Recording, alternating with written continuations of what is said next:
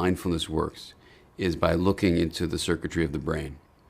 And so we all have actually a handy model of the brain, which is actually our hand. So if you take your hand and fold your thumb into the middle of your palm and your fingers over, this would be an example of a brain where the person's eyes are here, the top of their head is here, their brain is connected to the body itself at the spinal cord, which is represented in your wrist. The way the brain is composed, its architecture, helps us understand how mindfulness works. If you lift your fingers up and lift your thumb up, we go to the first part of the brain in the skull, which is here called the brainstem.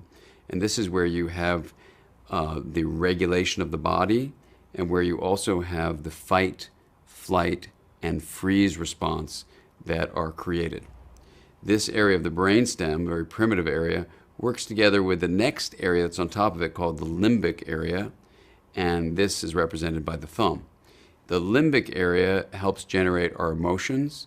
There are parts of it that help us feel our feelings. We also distinguish different aspects of memory. And in particular, this limbic area responds to our relationships. Okay? Now, this limbic area and brainstem area, they work together. And because these are below the next area of the brain, the cortex, we call them subcortical.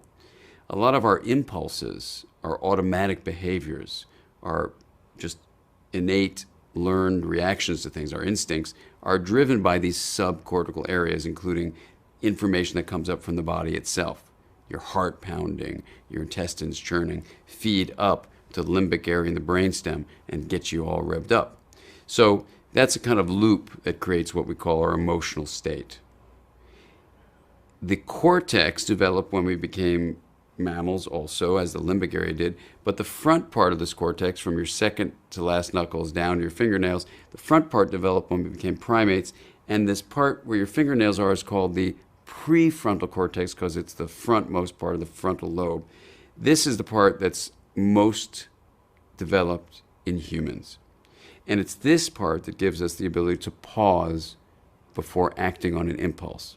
And the way it works is there are fibers that come down from this middle prefrontal area that actually calm down the irritable limbic area or brainstem area.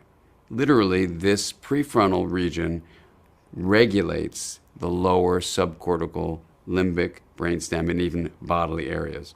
So, in many ways, what we think happens is mindful awareness practice creates a state of activation in that moment that in a way harnesses the power of this prefrontal area in that moment.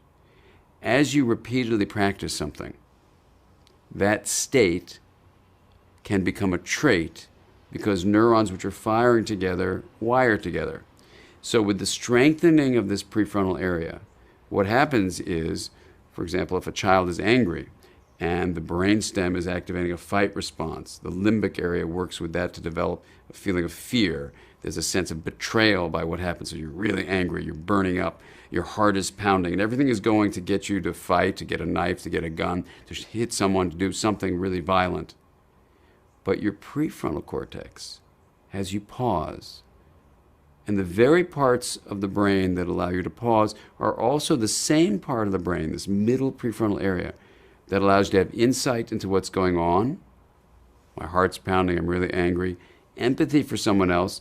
Maybe that guy didn't mean it, or maybe he's doing the best he can. And then even a sense of morality.